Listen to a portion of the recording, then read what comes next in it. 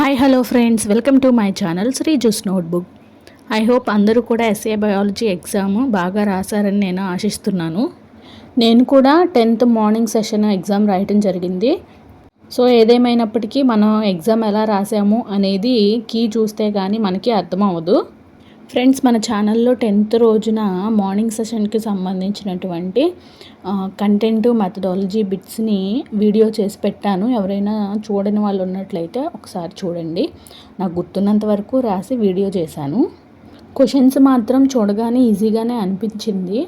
But options చూసేసరికి బాగా confuse చేసి పడేశారనమాట. అన్నీ తెలిసిన ఆప్షన్స్ లానే ఇదవుతుందేమో అని ఒక కన్ఫ్యూజన్ అయితే క్రియేట్ చేశారు. సో నాకు కూడా చాలా బిట్లు కరెక్టే చేశానా, రాంగ్ పెట్టానా అనేటువంటి కన్ఫ్యూజన్ అయితే ఉంది. సో ఈ కన్ఫ్యూజన్స్ అన్నింటికీ క్లారిటీ కావాలంటే కీ వచ్చే వరకు మనం వెయిట్ చేయాల్సిందే. ఇంక ఈరోజు ఈ వీడియో గురించి చూసినట్లయితే ఇది టీజీటీ జనరల్ సైన్స్కి సంబంధించినటువంటి సిలబస్ అనమాట.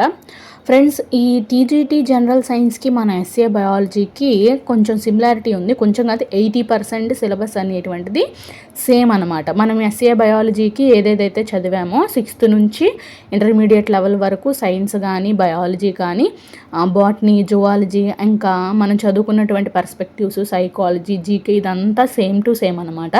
ఇంకా రిమైనింగ్ 20 మార్క్స్ అనేటువంటివి మాత్రం మనకి ఈ ఫిజిక్స్కి సంబంధించింది ఏదైతే ఉందో 6th నుంచి 10th వరకు పిఎస్ చదవాలి. అలాగే ఇంటర్మీడియట్ లెవెల్లో ఫిజిక్స్ మరియు కెమిస్ట్రీని ఇంటర్మీడియట్ లెవెల్ వరకు కూడా చూసుకోవాలన్నమాట. సో 60% మార్క్స్ అనేటువంటివి సేమ్ ఎస్ఏ బయాలజీకి మనం ఏం ప్రిపేర్ అయ్యామో అవే ఉంది. రిమైనింగ్ 20% మాత్రం 6th నుంచి ఇంటర్మీడియట్ వరకు ఉన్నటువంటి ఫిజిక్స్, కెమిస్ట్రీ పార్ట్ కూడా ప్రిపేర్ అవ్వారనమాట. ఇంకొకటి ఏంటంటే, మనకు తెలుసు ఈ టీజీటీ ఎగ్జామ్ అనేటువంటిది ఫుల్ ఇంగ్లీష్ మీడియం అనమాట. సో ఇంకా ఎవరైతే టీజీటీ జనరల్ సైన్స్కి అప్లై చేశారో ఇంకా ఒక 10 days టైం ఉంది కాబట్టి ఫిజిక్స్ కూడా కంప్లీట్ చేయగలను, చదువుతాను, ఆ కెపాసిటీ నాకు ఉంది అనుకున్న వాళ్ళైతే ఏమాత్రం టైం వేస్ట్ చేసుకోకుండా ముందు మీ యొక్క ప్రిపరేషన్ అయితే స్టార్ట్ చేయండి. అలాగే మన ఛానల్లో టీజీటీకి సంబంధించినటువంటి ఇంగ్లీష్ ప్రొఫిషియన్సీ టెస్ట్ దాని యొక్క సిలబస్ని కూడా అప్లోడ్ చేయడం జరిగింది.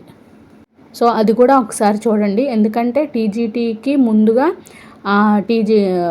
ఇంగ్లీష్ ప్రొఫిషియన్సీ టెస్ట్ అనేటువంటిది ఇంపార్టెంట్ కాబట్టి దాంతోపాటు దీనికి కూడా రెండింటిని సైమల్టేనియస్గా టైం బ్యాలెన్స్ చేసుకుంటూ ప్రిపేర్ అయినట్లయితే మీకు సక్సెస్ అయ్యేటువంటి ఛాన్స్ అనేటువంటిది ఉంటుంది.